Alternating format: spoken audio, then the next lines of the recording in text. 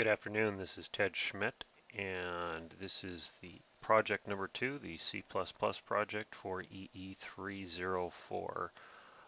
Is a brief introduction to the C++ program that I've prepared. It's a C++ program written as a game which prompts the user to guess a word based on several clues given. The user is initially given the number of letters in the word, along with a very brief description as to what the word is, and a series of underscores are displayed for each letter contained within the word.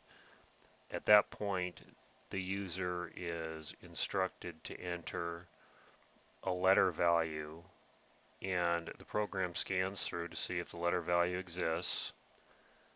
If it does, it's displayed, and then the user is prompted to guess the word. If it guesses the word correctly, you get a congratulatory statement. If not, it advises you that you've guessed incorrectly and prompts you then to enter another letter, which it searches for, and then guess the word again. So that would be the loop function of the program. Let me demonstrate it for you. So we're going to go ahead and execute the program, compile and run it. You'll notice up here it says the file opened correctly. I left that in there. Please guess the word represented by the blanks below based on the number of letters given and the hint provided. This word contains 9 letters and is described as a manufacturer of automobiles. Notice we've got each one of the underscores here I'm pointing toward with my cursor. 1, 2, 3, 4, 5, 6, 7, 8, 9. Okay, now it's prompting us for a letter to enter, so I'm just going to pick an arbitrary letter. In this case, I'll say a V.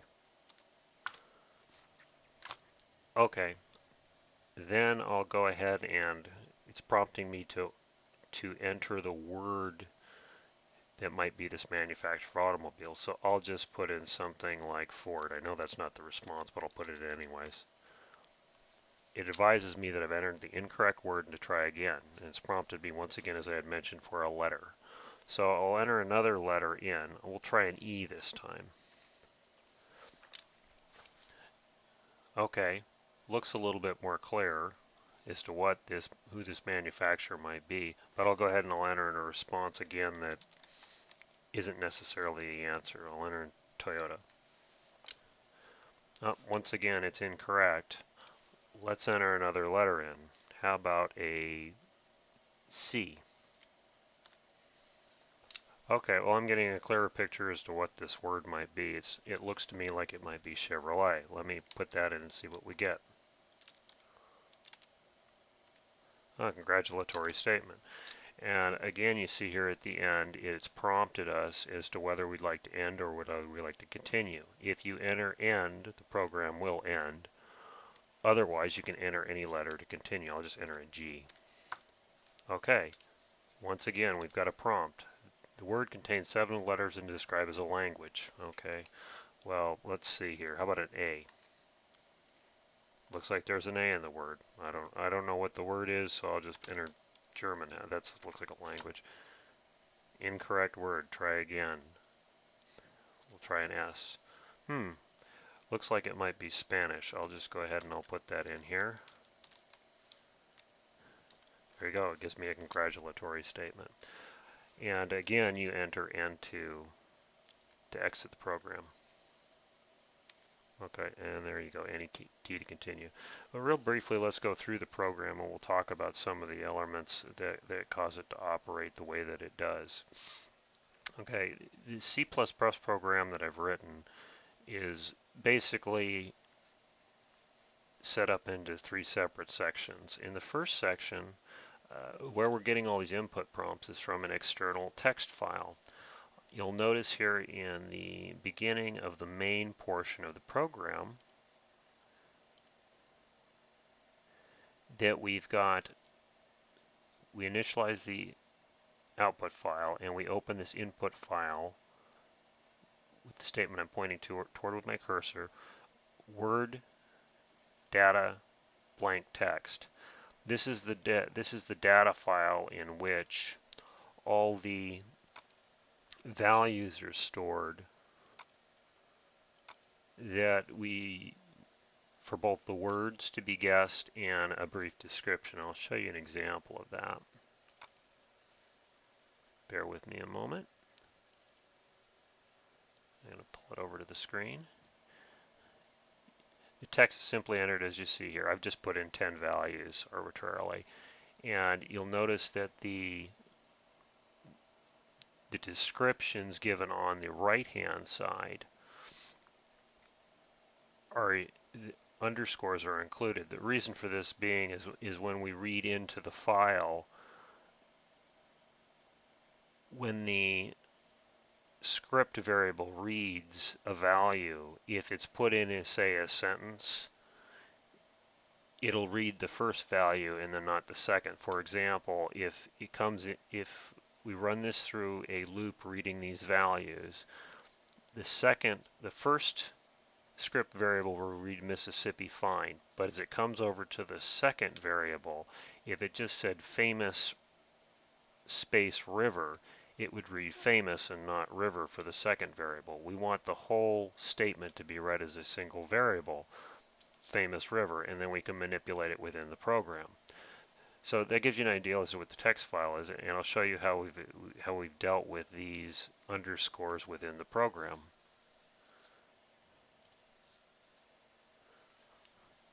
Once again, coming back to the first part of the program, the first section, you see we've opened the text file, and as we go through the text file, we initialize a string called word, a matrix. It's a 10-row, 2-column matrix that we intend on storing, or I intend on storing, all the script values within the text file I just showed to you. Also declare a character input letter, which you might recall during the program we were inputting a letter to search through the file, search through the word for. That's where that variable will be stored. We have a string input word, which is self-explanatory. The input word that we're guessing for each one of the words that we are guessing will be stored here. The if statement that I'm pointing to with the cursor currently to be executed while the file is open.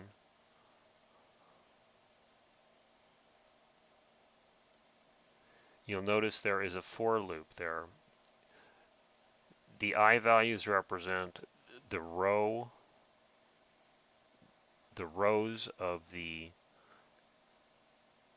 word matrix that we talked about earlier, and the J's represent the column values.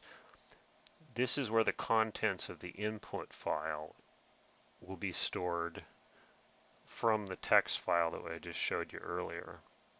Moving down, you'll see the input file is now closed, because what we've effectively done with this if statement in conjunction with these for loops is we've read all the contents of the text file, stored them in this matrix word for use within the program. Of course, as I pointed out to you when we were looking through the text file, you notice that the second values, the descriptions, have underscores that need to be removed prior to display in the base program.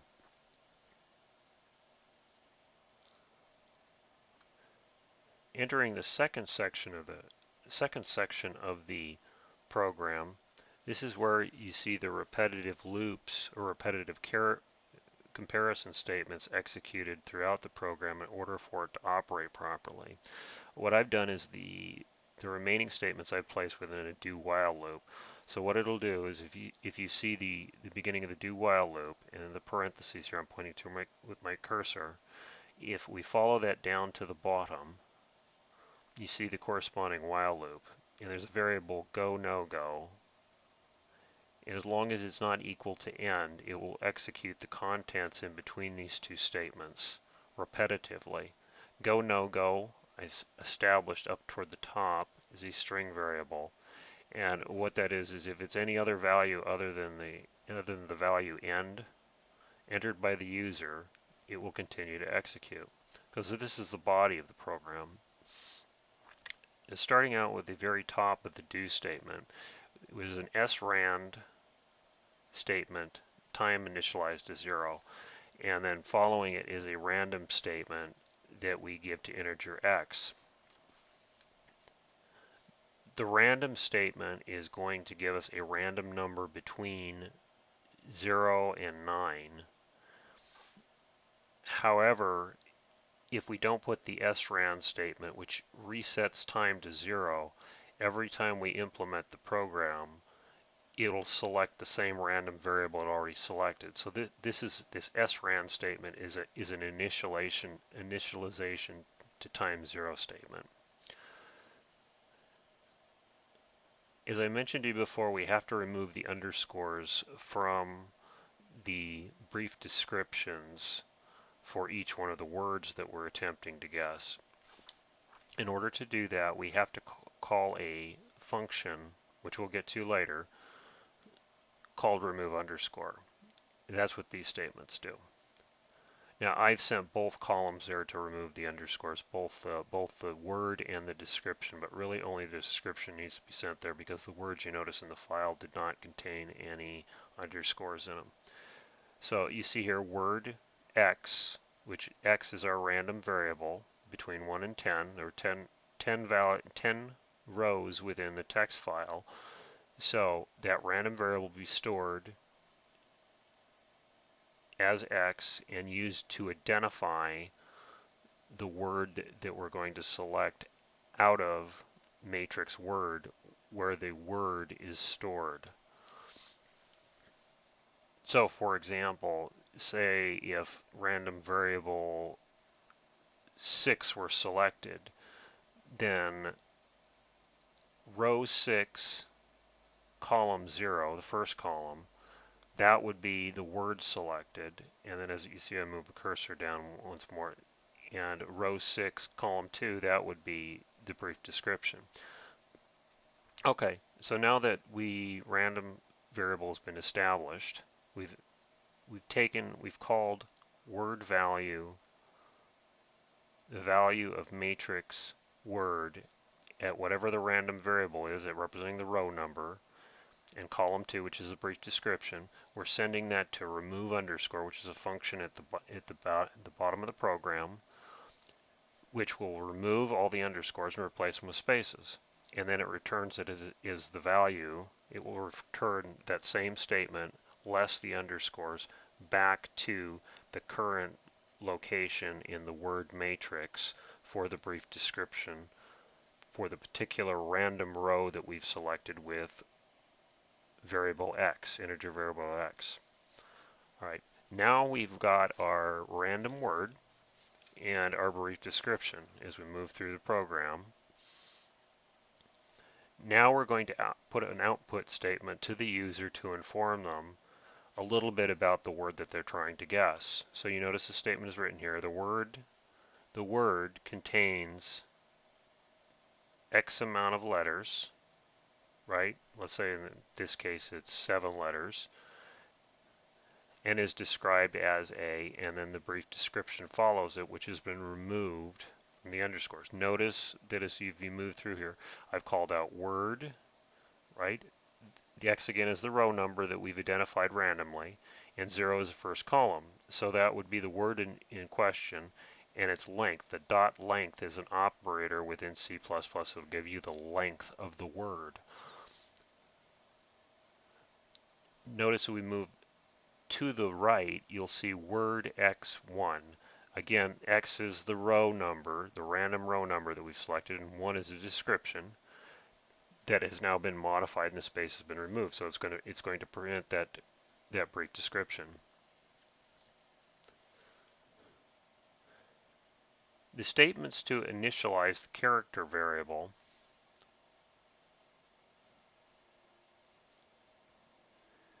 we're calling it character word underscore character.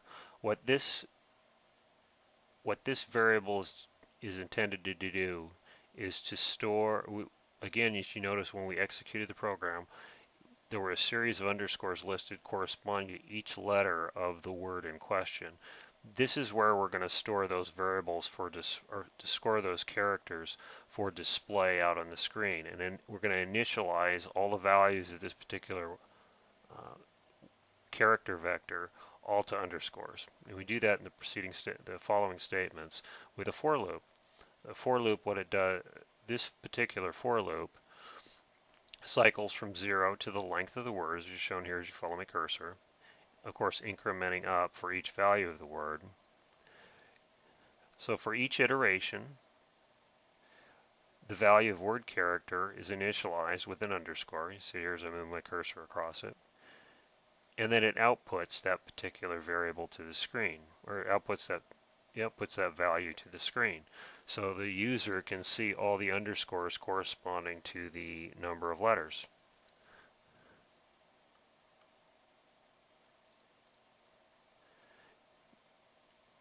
Now as we move down, you see the word x0 convert to lowercase.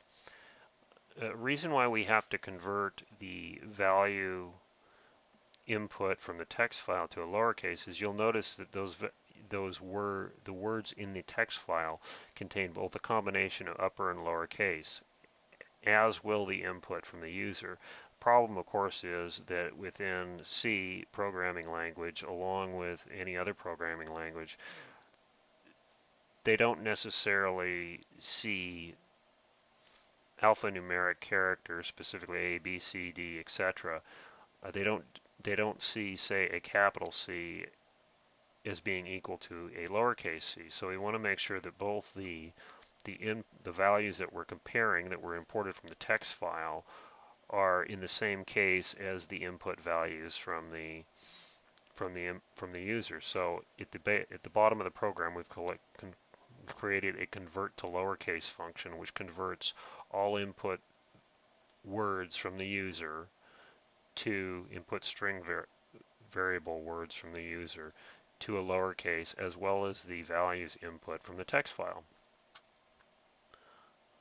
And that's what this command does. We're sending the word value that we've determined randomly, we've abstracted from the matrix of values that we've imported. We're sending that off to this convert lowercase function. It converts it to a lowercase value and then returns it as the current value in the matrix. So we can use it throughout the program.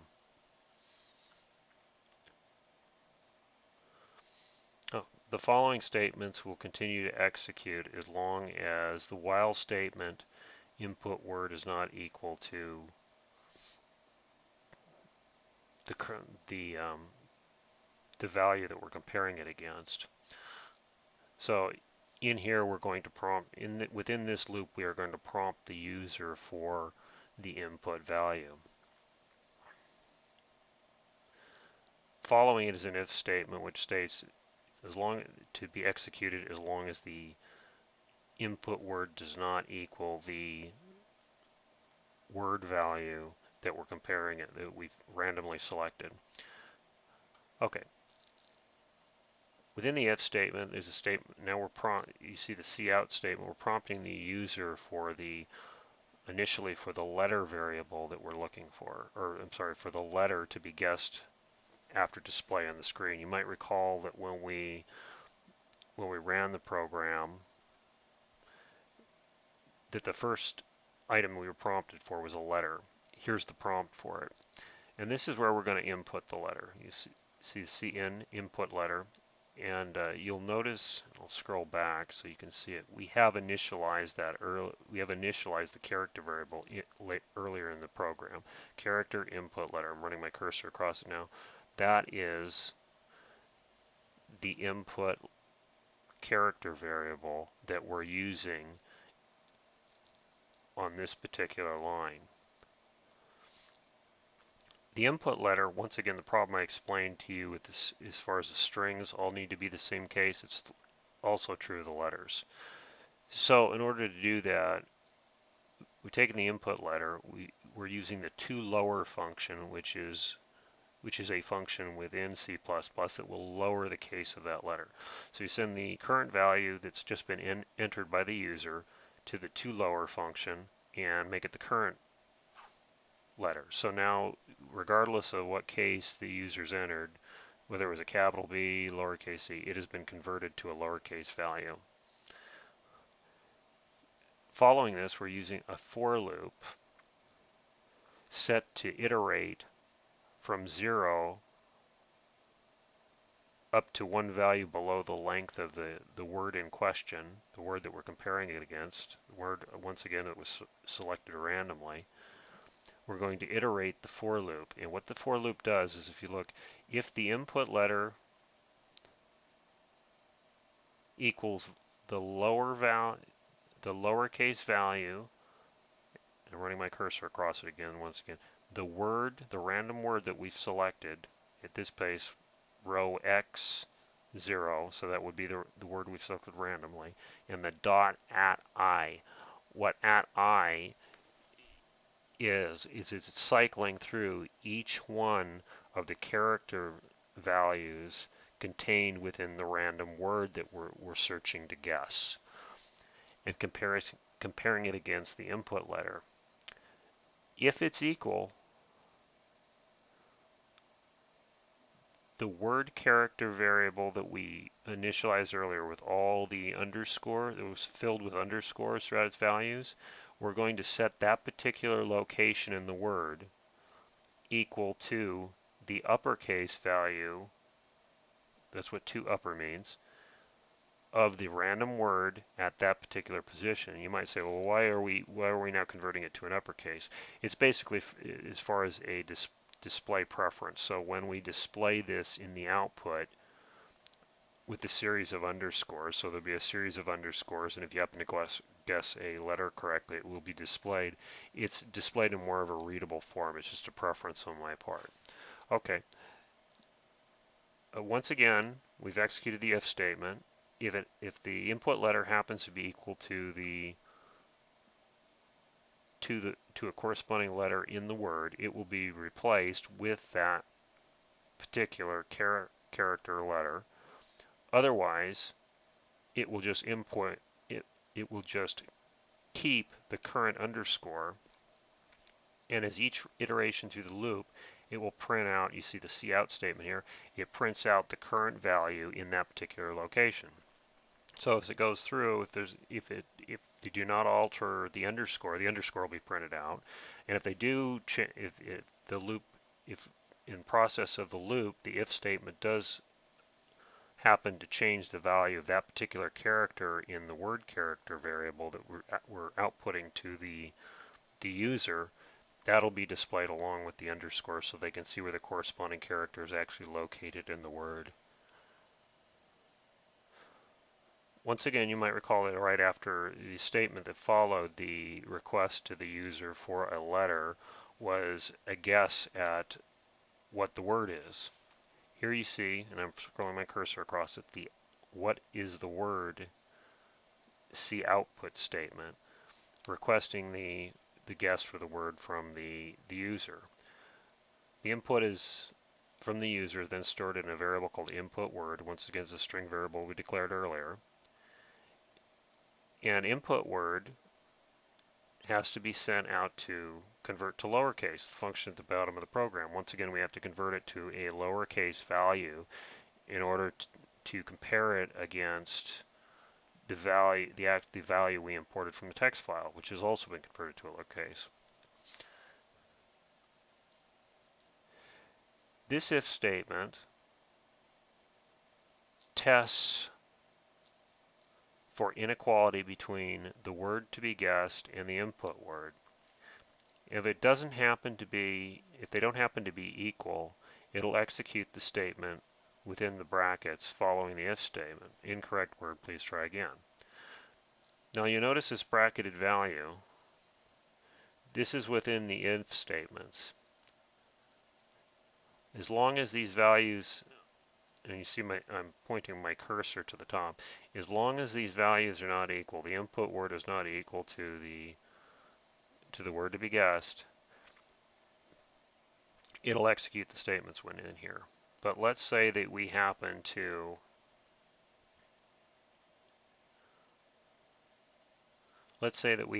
guess the word correctly.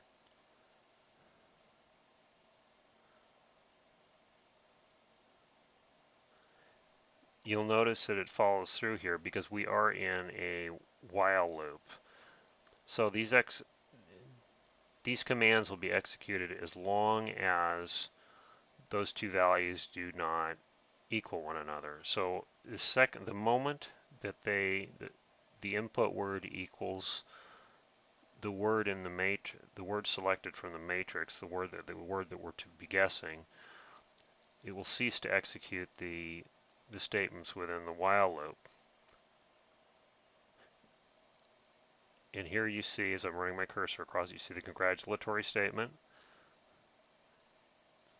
And then you see the statement I'm running across. It says, please enter N to end this program, or enter any other letter to continue. So it's prompting that's the statement you saw on the screen where we're prompting the user to either continue or to end the program at their choice. And the variable, again, as I pointed out to you at the very beginning, we call it go, no go. That's a variable that we're using to test whether or not to end the program. And you notice there's also a convert to lowercase here too, in case they enter all capital N or all for N they enter capital END or lowercase END. It doesn't matter. Either way, if you enter END, it will end the program because again, it's been converted to lowercase for comparison. And you notice it's a lowercase comparison here in the while statement. Right, execute these commands. Do while. This is the end of the do while loop. Okay. Moving down to the functions,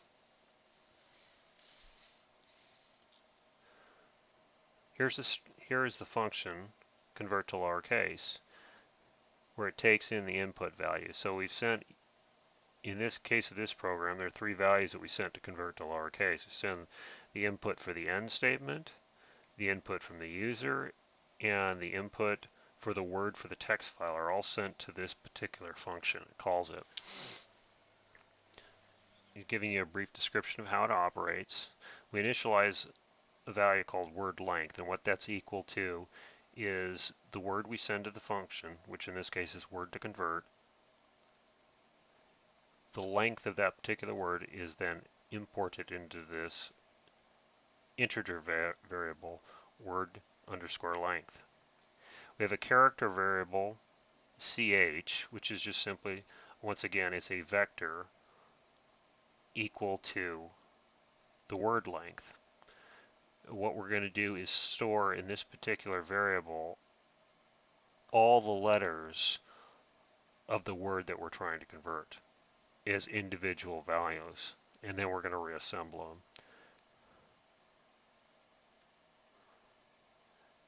Lowercase, the string lowercase word is a string variable that we're going to use here. That's going to be the value that will ultimately contain the value that we're sending back to the calling program. And you notice that following it, I have a lowercase clear statement. In case there's anything left over from the last iteration of the program, we want to clear it out so it doesn't send back an altered value that we don't want sent back to the original program. Here's a for statement. The for statement that you see here is going to execute between 0 and 1 less than the word length. Within the for statement, the character vector will cycle through each one of the values of the word sent, which is word to convert, each one of its characters, convert it to a lower value, and store it in the corresponding value in the ch character vector. The lowercase word, you might recall, was cleared, so it's initialized as 0. So we're going to take, this statement takes the current value, you see as I move my cursor underneath, the current value of a lowercase word. We add the character value, the current character value to it, and that becomes the new value of lowercase word. So effectively, to summarize, what we're doing through this statement is we're using a for loop to cycle through each one of the values of the word, which is word to convert, sent to this function, converting each one of the individual characters of that word as it cycles through the for loop to a lowercase value, storing it in character vector ch. We're taking the current value of character vector ch, adding it to the value of lowercase word, which initially starts out as is an empty set, and then storing it as the new value of lowercase word, which is the value to be returned. So it just effectively builds up. It builds this whole for loop effectively builds the word that was sent to this function. It separates out each one of the letters and then converts it to a lowercase and then builds the word one letter at a time as it iterates through the for statement. Of course, the last statement here, return lowercase word, that is where it's instructing, where we have instructed the function to return the new string value of lowercase word to the calling program. The last function is remove underscore. You might recall that the brief description for each one of the words is sent to this particular function to remove all the underscores. So the string word to alter is what I called it, is sent to remove underscore. Once again, we have a variable word length, which is derived off the word to alter length. So the word that's been sent to the function, we're going to determine the length of it with the same character variable, ch, which is again a character vector of the same length as the word. We have the string altered word, which is going to be the word that we're sending back, or the phrase that we're sending back in this case.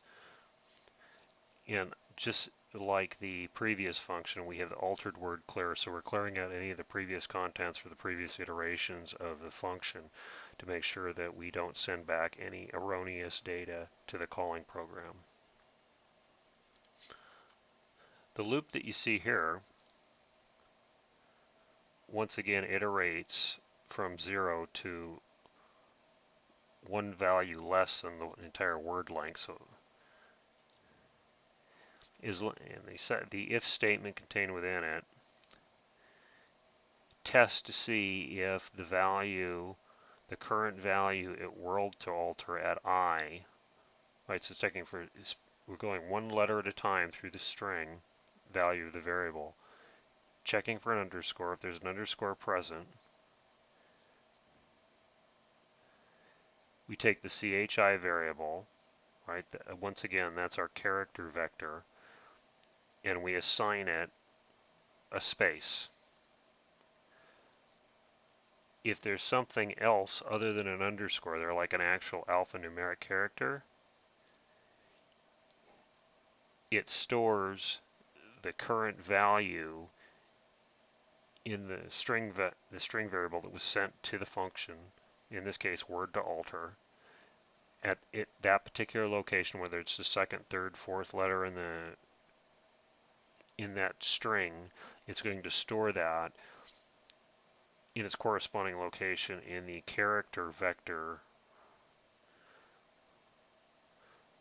So effectively what this loop does, and I'm circling around it, is if the if statement is executed, is when it sees an underscore in the brief description that was sent down to the function, and it removes it, right? It effectively stores a space there.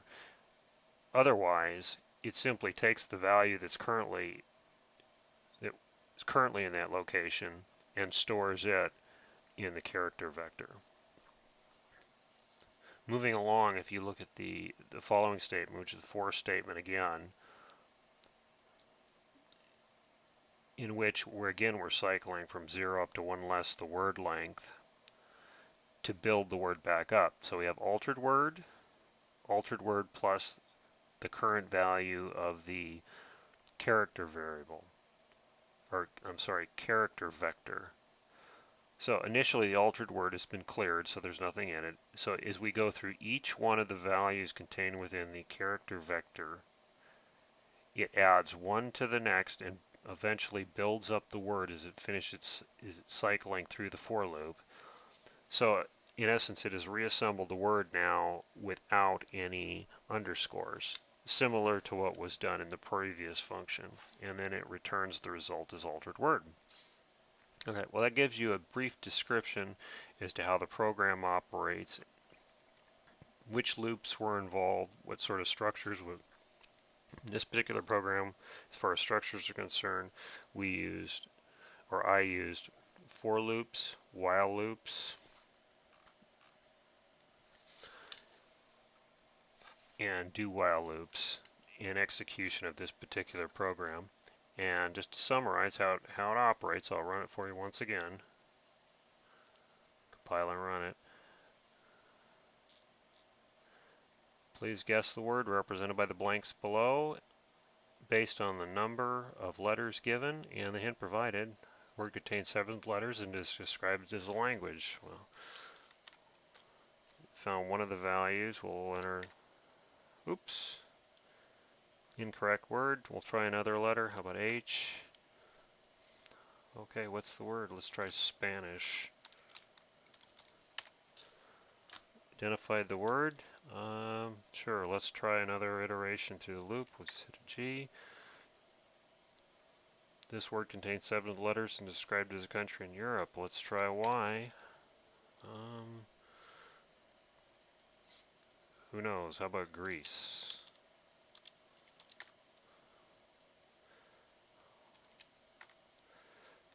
We'll try Germany this time. And we get a congratulatory statement. We've correctly identified the word, and we'll hit end, and that'll do it. Okay, well this includes my tutorial of the C++ project number 2 for EE304. Thank you very much.